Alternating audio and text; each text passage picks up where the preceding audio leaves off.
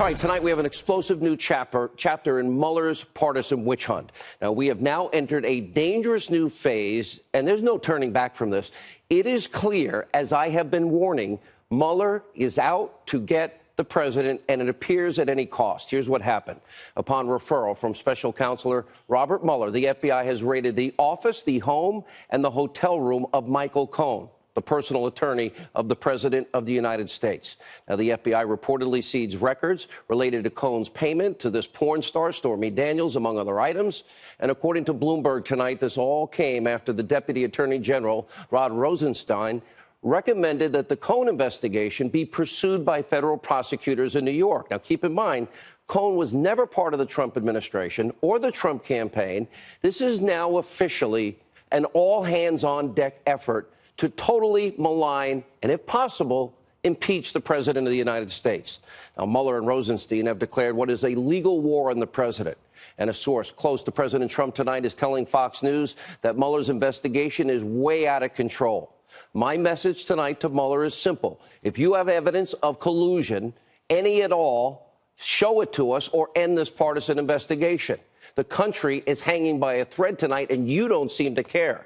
The so-called Russia collusion investigation has now evolved from a baseless start to a criminal prosecution. Let's see, a Paul Manafort, from a 12-year-old payments from the Ukraine to a payment to a porn star named Stormy Daniels.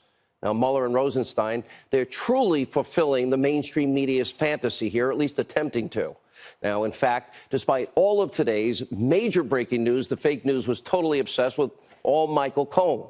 Now, ultimately, President Trump was forced to address this Cohen issue during a meeting with military leaders. Here's what he said. So I just heard that they broke into the office of one of my personal attorneys, good man, and it's a disgraceful situation. It's a total witch hunt. I've been saying it for a long time. I've wanted to keep it down. We've given, I believe, over 1 million pages worth of documents to the special counsel. They continue to just go forward, and here we are talking about Syria. We're talking about a lot of serious things with the greatest fighting force ever.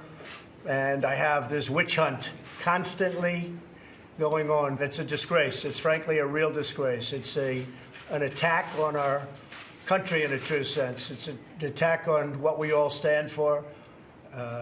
So when I saw this and when I heard it like you did. I said, that is really now in a whole new level of unfairness. They found no collusion whatsoever with Russia. The reason they found it is there was no collusion at all. No collusion. This is the most biased group of people. These people have the biggest conflicts of interest I've ever seen. The Attorney General made a terrible mistake when he did this and when he recused himself, or he should have certainly let us know if he was going to recuse himself, and we would have put a different Attorney General in. We've had that hanging over us now from the very, very beginning. And yet the other side, they don't even bother looking. And the other side is where there are crimes, and those crimes are obvious. Lies under oath all over the place. Emails that are knocked out, that are acid washed and deleted. Nobody's ever seen. 33,000 emails are deleted after getting a subpoena for Congress, and nobody bothers looking at that. The president is exactly right. This is a huge, massive double standard. You think Hillary Clinton's attorneys had their offices raided during this email investigation? Not a chance. You think Hillary Clinton's lawyers, were they raided after it was determined she bought and paid for that phony Russian dossier to influence the general election? Not a chance. No investigation. Any raids, any arrests after the massive FISA abuse allegations were exposed? Not a single chance. Were there any raids, any arrests after Hillary Clinton? We know she obstructed justice. We know she deleted 33,000 emails. We know she deleted all of them and used the acid wash, as the president was talking about, bleach bit, and then had the devices busted up with hammers. Anybody do anything there? Not a chance. Everything we've been telling you about, this two-tier justice system, we don't have equal justice under the law. It should be in the minds of every American citizen tonight. Robert Mueller is so far beyond his mandate. This is now spiraling out of control. Everything that we have warned you about is now coming to fruition. And Mueller has ostensibly tonight declared war against the president of the United States. Clearly, his objective is to remove him from office. Now, I told you, and I've told anyone who will listen, Mueller's team is corrupt, starting with him, and it has been from the beginning. Now, show us the evidence of collusion or this investigation needs to end. Ultimately, Mueller's runaway investigation can all be traced back to one unfortunate act. The president alluded to this. The Attorney General, Jeff Sessions, recusing himself from the Russia investigation, leaving Rod Rosenstein, let's see, Mueller's best friend, Comey's best friend, McCabe's best friend, to act in his behalf. He is basically the Attorney General. And tonight, as this investigation is now spiraling out of control, it is time to start making moves, perhaps, maybe even like Congressman Mark Meadows suggested, impeaching Rosenstein. And we'll explain that later in the program. And this leads us directly, by the way, to our next story. The slow release of these subpoenaed documents from the Justice Department to the House Judiciary Committee, the House Intel Committee, regarding the FBI's Clinton email investigation and the potential FISA abuses during the presidential election. The Attorney General, Jeff Sessions, appointed a U.S. attorney to oversee the delivery of more than 1.2 million documents. So far, the Justice Department has offered 3,600. That's it. Why are they slow walking? Why aren't they handing over what Congress has subpoenaed, and it is their constitutional right to look at vis-a-vis oversight? According to a new report tonight from Sarah Carter, quote, some lawyers are now saying the DOJ's appointment is nothing but political theater to avoid contempt of Congress. Make no mistake, these documents are crucial if we're going to find answers about how the Obama Justice Department, under Loretta Lynch and the FBI Director James Comey, handled, or rather mishandled, the Clinton investigation.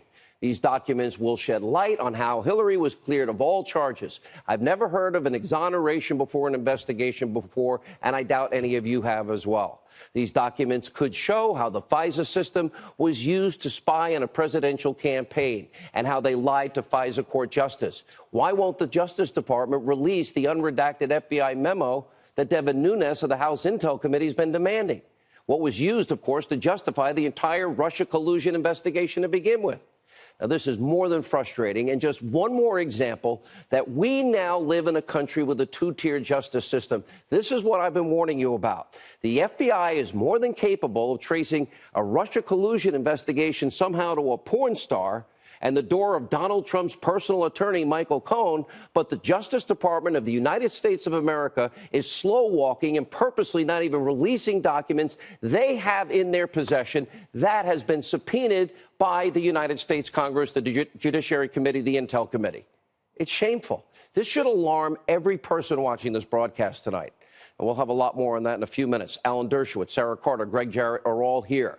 But the media, while they're obsessing over Michael Cohen, there are really important stories to bring to you. Over the weekend, according to multiple reports on the ground, an anti-Assad suburb of Damascus was subject to a deadly chemical weapons attack. Horrific video captured from the scene. It shows men, it shows women, it shows children gasping for air, foaming at the mouth, with many laying on the ground dead from what appears to be yet another gas attack from the Assad regime against their own people.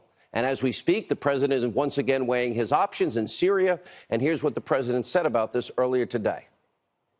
We're going to make a decision tonight or very shortly thereafter, and you'll be hearing the decision. But we can't let atrocities like we all witnessed, and you can see that, and it's horrible. We can't let that happen.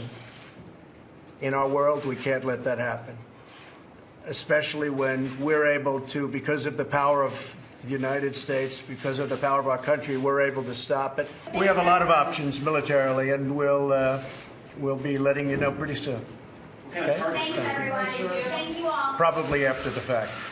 Now, according to General Mattis, all options were on the table, including a military response in Syria. Earlier today, the president said he would make a decision in the next 24 to 48 hours.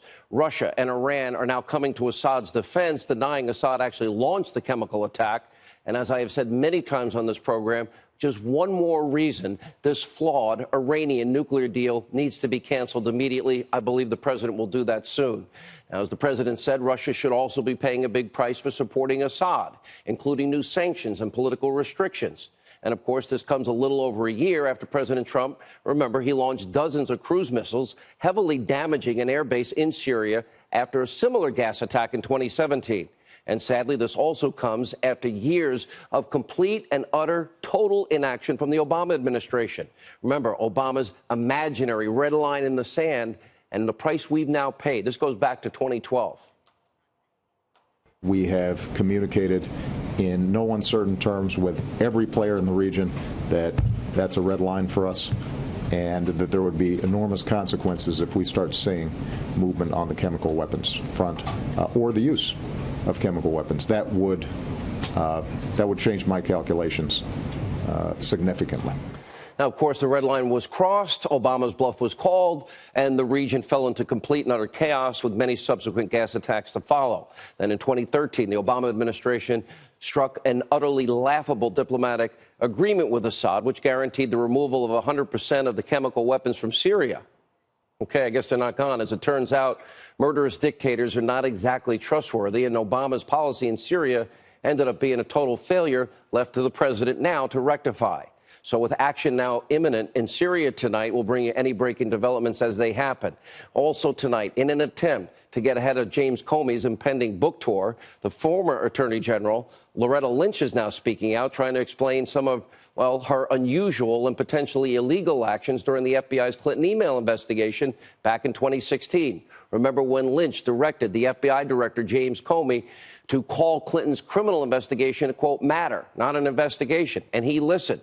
Now, take a look at how she now tries to explain this away, all while throwing poor James Comey under the bus before his book tour. This was an interview with NBC News. This was a very sensitive investigation, as everyone knew. And the issue when he and I sat down at that time, which I think was early in the fall of 2015, was whether or not we were ready as a department to confirm an investigation going on, when we typically do not confirm or deny investigations into anything, with rare exceptions. But so Comey says you want to call it the Clinton matter. He wants to call it the Clinton investigation. To the extent, though, that he noted it, that it bothered him, did he go to you and question your credibility with regard to the Clinton case? Well, yeah, I can tell you that, you know, it was a meeting like any other that we had where we talked about the issues. We had a full and open discussion about it. He didn't raise any concerns about it? And concerns were not raised. All right, we'll have more on Loretta Lynch's comments later in the show.